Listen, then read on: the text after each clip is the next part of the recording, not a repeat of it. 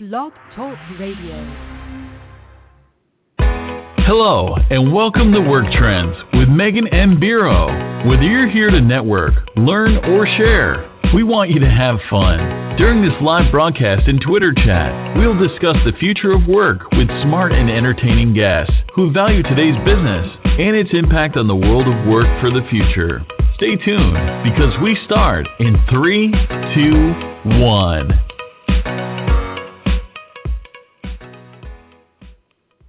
Hey. How you doing, everybody? We are here, and we're on the air with Blog Talk Radio. We're glad that there's no hiccups this week. I know we had some fun last week, and you guys did really good just staying on your toes and continuing the conversation, so I appreciate that. Well, we're here at another informative talent culture work trends. If you haven't started using the hashtag yet, do so, because we've got a live podcast that's happening now, followed by a Twitter chat. I'm real excited because CareerBuilder is here today, and I've always had a hard time actually pronouncing that. You notice how I'm like CareerBuilder, but they are today's sponsor, and they're a good partner of mine, and I love the team there. I've known them for many, many years, so very proud and happy to have them with me today. I want to give a special thank you to all of our friends and sponsors out there and the community at large. You guys totally rock. All right. You rock my world. You continue to. I learn like every day. I'm still learning. Like I don't want to be one of those like thought leaders that knows everything. That wouldn't be any fun, would it? Speaking of, today we're here to rethink something called the candidate experience. As many of you may know, I'm a volunteer and a sponsor for the Talent Board, which is all things candidate experience. So I want to give a plug to my friends out there at the talentboard.org. We are a nonprofit organization in the industry giving large numbers of brands access to candidate experience data. So head on over there if you want to see what we're doing over there. I'm excited about candidate experience. It's something that means a whole lot to me and many of the clients that I work with. So clearly, I think we all want to make better hires, right? As somebody who used to wear a recruiter hat, is something I care about deeply still. Even though I retired my hat, as many of you know, I'm no longer really a recruiter anymore. I do a lot of other things, as we know. And so the recruitment process has become, increasingly impersonal, both for candidates and recruiters. And both sides really aren't that satisfied with how things are going right now. And we know this, especially with my work that I'm doing with the Talent Board through data, right? So what is that challenge? Each side has a very different idea about what makes the other tick. And so, we want to kind of uncover that today. So we're going to get back to the basics. Simplification is really where connections between candidates and employers begin to happen. After all, right? Employers and candidates are both on the search for that elusive perfect match, or at least a decent match. I think perfect is a little dramatic, by the way. So we're really lucky to have a special guest here, Rebecca Macek, the Director of Recruitment at CareerBuilder. She's going to discuss some tactics anybody can use to get back to the best recruiting basics and make some great matches along the way, we hope. So I'm thrilled to cover this topic, and let me just introduce our rock star that we have with us. She is, as I said, the Director of Recruitment at CareerBuilder. She's an expert in all things talent acquisition. She's got 18 years of experience across multiple industries, all the way up to the global level. She's kind of fancy that way. And she's developed a passion for something we call recruitment marketing. And she loves new technologies, and she's got a keen eye for these industry trends that, we love to talk about every week here at Work Trends. So welcome, Rebecca. What say you? Thanks. I'm so excited to be here. Well, we're excited to have you. Tell us just a little bit about, now, if I understand correctly, a little Twitter bird whispered in my ear a little while ago that you've been at CareerBuilder for 2 months now. Is that correct? That is correct. Hashtag newbie for sure. Whoa. So tell us just a little bit about what you were doing previously to that and a little bit about that transition. I think that's kind of interesting. Sure. So previous to this, been with large Fortune 500 organizations, leading the talent acquisition strategies and teams for those functional areas. My highlight has been more in that online e-commerce business. So when the technology piece comes out, I'm really speaking to the businesses I've supported in the past. And being really on the client side, have had a chance to really see what types of solutions are out there, how can we get better in what it is that we're doing, but around, the whole process and experience piece as a whole, CareerBuilder has always actually come top of mind. They've been a great partner. You work with a lot of vendors, but CareerBuilder has actually always been a great partner for me. And so when an opportunity came up, it wasn't just, coming in to lead the efforts here, but really build a team that could become those gurus in the technology and the solutions that we're providing to our clients. So why not have an internal team who can actually speak to that? That is really what interested me. I already believed in the product, believed in the brand, so it was an easy sell.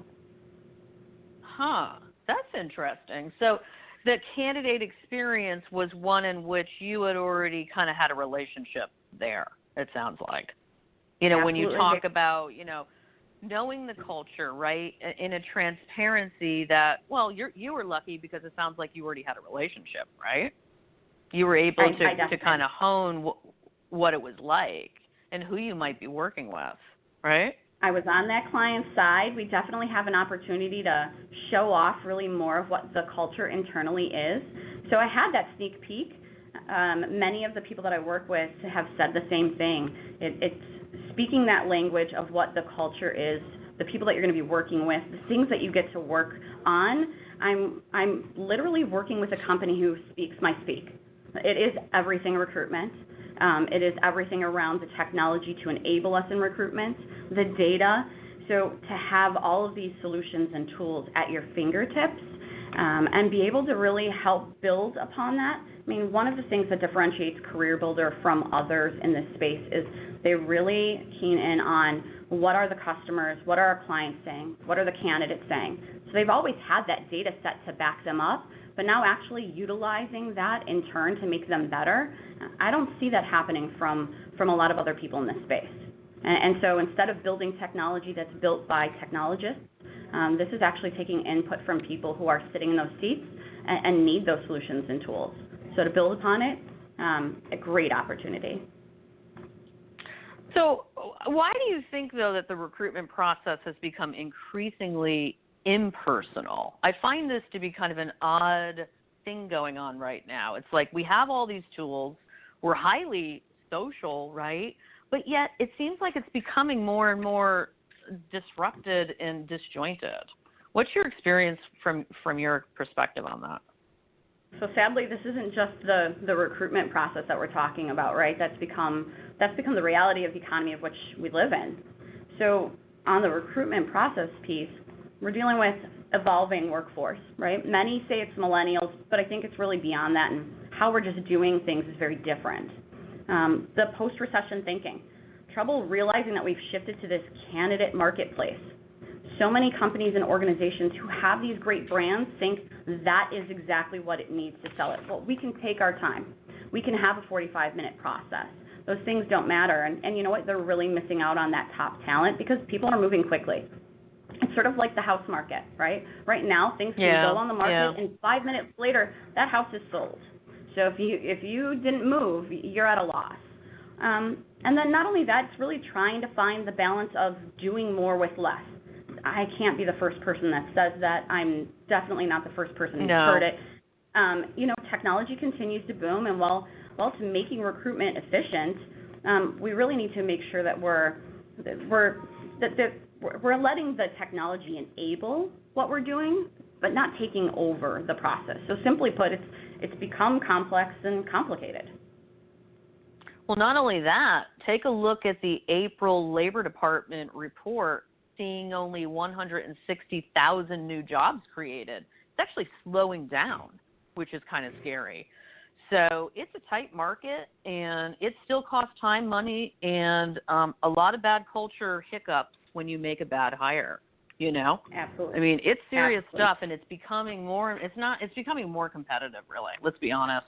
And if you don't have a candidate experience, if you're a brand that's not thinking about it, whew, you've got some catching up to do, my friends. So I hope you're out here listening to us today, because I'm going to use the age-old, and I'm sorry if this is seeming like really a tired correlation I'm about to make, but recruiting and dating, everybody, I'm going there. It's a love connection, right? It's a love connection when you're recruiting, when you're a brand, when you're reaching out. There is that element there. I know we can make fun of it and laugh about it, but what is the easiest way, Rebecca, in your experience, to kind of make this love connection happen? Make a candidate, make a millennial, make a Gen Z, make a baby boomer.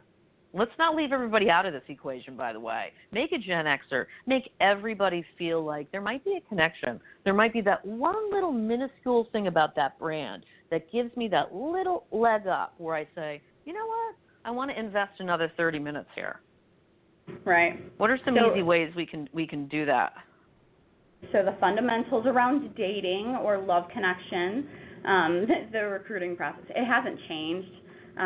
Really, it's how we're handling things within each of the phases of that job search or of that love connection, finding that next person. Those are the things that have evolved. So I think of it in this manner. I broke it down in 4. So attraction, uncertainty, the exclusivity, and then engagement. And so from an orientation or attraction perspective, really getting just that initial research phase and getting that information out there. When people are trying to understand who's hiring, is it worth it for me to leave my current role? Is this something I would want to go further in? You have to have something that's there to pique that interest. And so with all the amount of search engines and the job boards are just heavily convoluted, we find a ton of opportunities out there, but very few of what interests us to actually move to that next phase. And so it's really putting out there, what is that differentiator? Being transparent around your culture, what the opportunities really entail. What does that day-to-day look like? When you're going into that dating phase, am I attracted to that person? Is there even a chance? It really is speaking to that piece of it.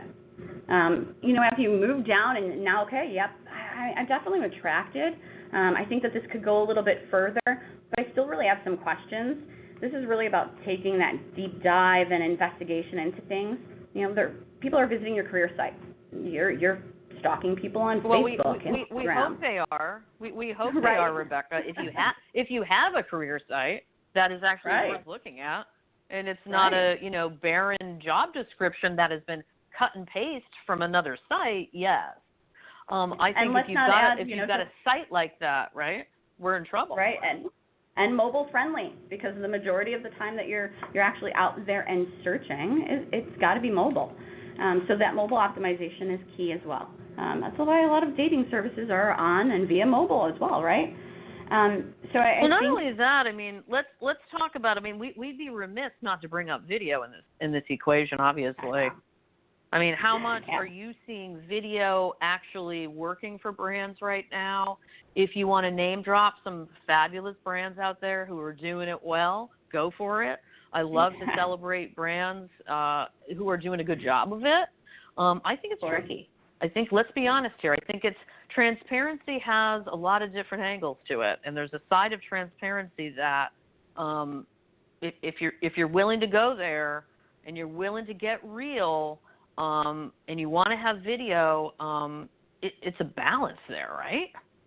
How do you walk that fine line, and how are you seeing brands kind of cope with the whole video side of things?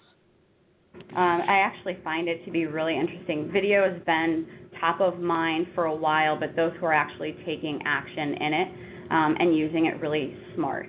And I think it goes both ways, career side or organizational side, but on the career or employee seeking side as well. That it it really does put a true story to what a brand can be or what your day in a life could be like. You can't be anything but transparent in it. It comes across a lot more genuine. It really resides and is sticky for people, right? It has a longer shelf life socially, absolutely. It's something that's shared, wide range of genders, and just it hits on so many different industry levels, the way that you can sell things. It really is key to that fundamental piece of being able to sell what we are, who we are, what we do. It's that, what is it, that is how, do or does a play on things. It really gives a clear picture as to what you're getting yourself into. Do I or don't I? Any brands you think are doing it right? You want to name drop any brands who you think are rocking video? So rocking video, rocking images, for me, Zappos has a great way of doing that. Just the way that they'll even show off a shoe, how it fits, how it feels, how you feel in that shoe. Zappos does a great job on that end. Zappos is I could speak very strong words to all of this. My kids can tell you how many boxes show up at my home per There week. you go. But they do a great job in regards to that retail side of things. I'd also think that from a side of video and branding perspective, cars are by far now playing huge into that space. That is one of the reasons I'm buying my next Jeep. They have done a great job. Absolutely. Just to show you how much fun it could be sitting in that seat, why not? But why not? That's a good point. From a careers perspective, there's another company that has done some things. They have a great site. It's iApple, and they've just from a branding perspective have hit home with it.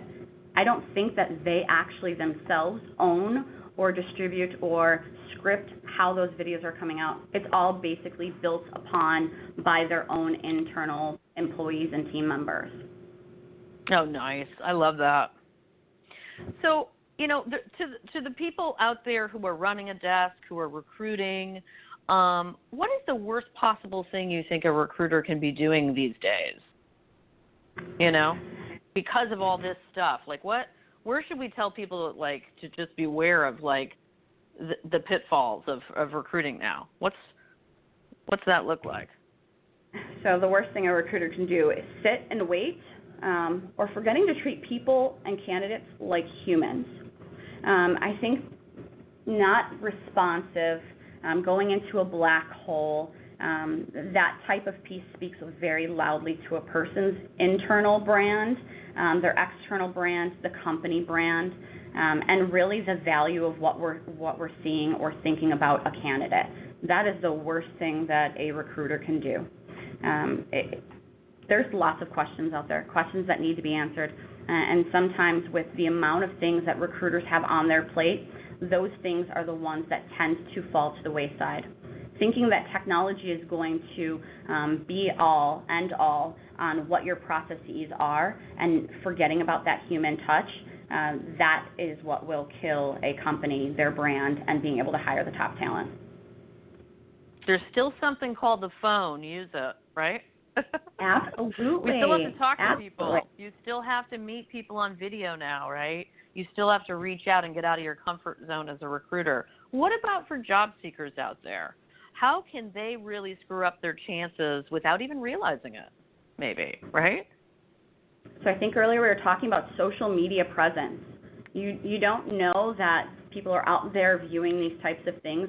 I give this type of coaching to my daughter, who is a millennial, her friends who are millennials, all in the job market or soon to be in the job market. Be aware. Be aware of what your presence is like in the cloud, right? It doesn't go away. It will never be removed. It is there for life. Consider it a birthmark. That's how I've always really enforced it with my daughter and so on, and even for my own presence on social. Social presence is what will end up being your death to your next step in a career, by all means. And what's your daughter's name? Kayla. Well, I'm hoping Kayla, if you're out there listening, I look forward to meeting you. Megan M. Biro has you on radar. I'll be searching for you. Your mom said really wonderful things about you. So, agreed. I mean, I think that, there is this whole birthmark issue, which, I love the birthmark. That's a really cool way to explain that to us. Who do you think is to blame for recruiters and job seekers missing each other's expectations? Because that's still going on. There's still sort of this divide sometimes with that. And as we know, once that communication chain goes away in that recruiting process, in that love connection, stuff can go away, I agree. So who's to blame? I agree. I think that there's many people you can point fingers at, or many things you could point fingers at. But one, I think it's the job seeker and the recruiters themselves. They're missing each other in regards to what that communication is and how that communication is happening. Recruiters on the side of how we're actually distributing or posting out jobs, those job descriptions, they don't do much. And by all means, people aren't reading job descriptions anymore. So the way that we're actually promoting or advertising ourselves, but the same side, the candidates, they're also to blame on how that communication is taking place within their resumes, being transparent around what their skills are, what their interests are, but then just the number of resources that are available, right? So I think candidates actually leverage around 15 to 16 different resources during their job search for information. It's very similar on the same number side for recruiters. Wow. And so it's high. Right? It is. That's like a lot of different stuff. What kind information of stuff overload. is that? Go through. I know you guys have been doing really interesting research lately. Can you go through a little bit of what those are specifically? Sure. So you have your normal job postings.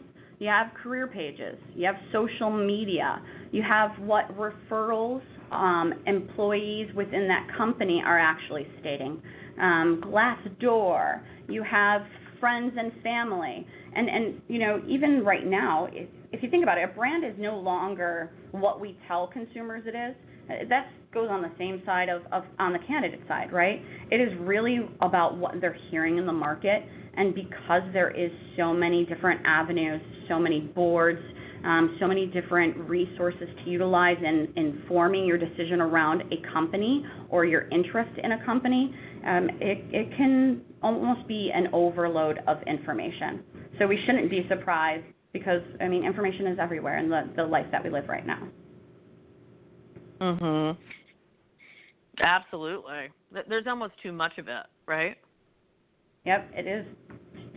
There is definitely too much. What are you finding from job seekers? What are they trying to answer in their job search? Like, what are their big questions that are the make or break whether they want to join a company or not? We actually have some great data out there right now around this within our candidate experience research, and there are four that really stand out, and it's very obvious. But the top four: what would my day-to-day be like? So can I actually work there? Do I want to work there? Information around average salary or compensation. It's things that employers typically will stay away from. That's not usually shared or posted, but it's at the top of the list of things that job seekers are really trying to find out during their search. What's the company like? Do I want to work there? Is it a culture I can be with? Are these people going to be fun or driven in the same manner that I am? And then location. 70% of job seekers say that is one of the top reasons or what they're trying to actually look for during their job search. You live somewhere, you're not necessarily going to pick yourself up and move. Is it going to be convenient for that work-life balance, right? So location is also key. Wait, hold on. Did you just say work-life balance? That even exists anymore? Oh, my God. It does, right? I didn't know that.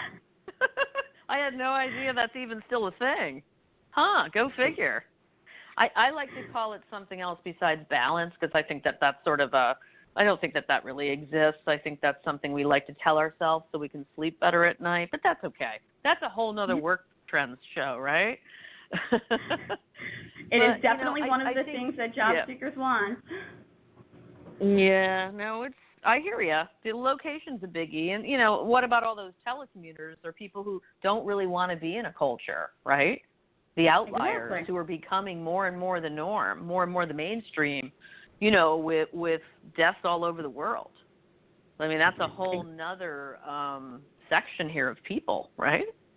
It definitely is. It's a whole nother talent pool and pipeline for you. But location is key. Yeah, well, that's interesting. It's always good to know. And how are people really finding jobs these days? How are people landing? It's probably easier to ask what people aren't doing to find jobs.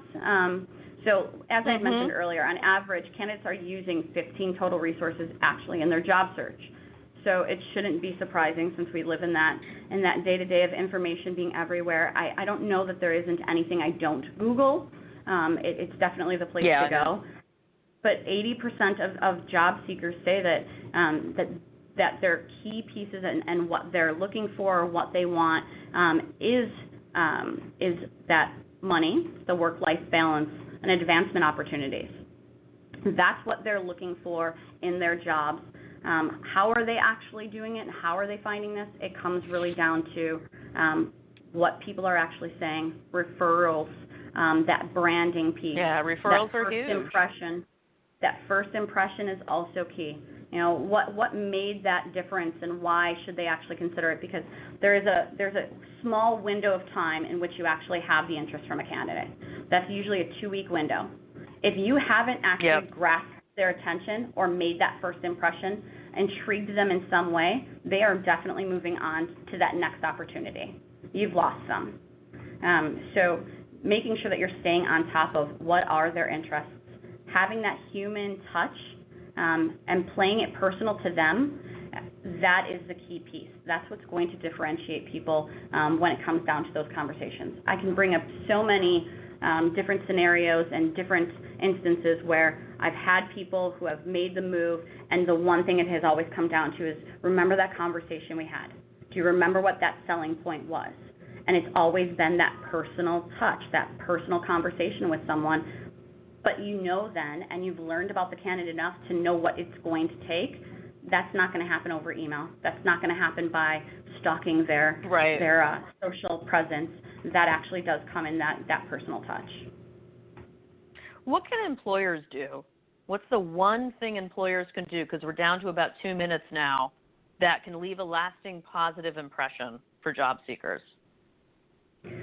So, job seekers have that multiple source way of approaching things. The business side needs to do the exact same thing. They need to use multiple sources in the recruitment strategy. It helps their reach. You can't put all of your eggs in one basket. Proactively recruit. Don't sit and wait for someone to come to you. People want to feel wanted. So even if they're not actively out there and open to something, just even that reach out says something. They feel like there's a value in them. So that's huge.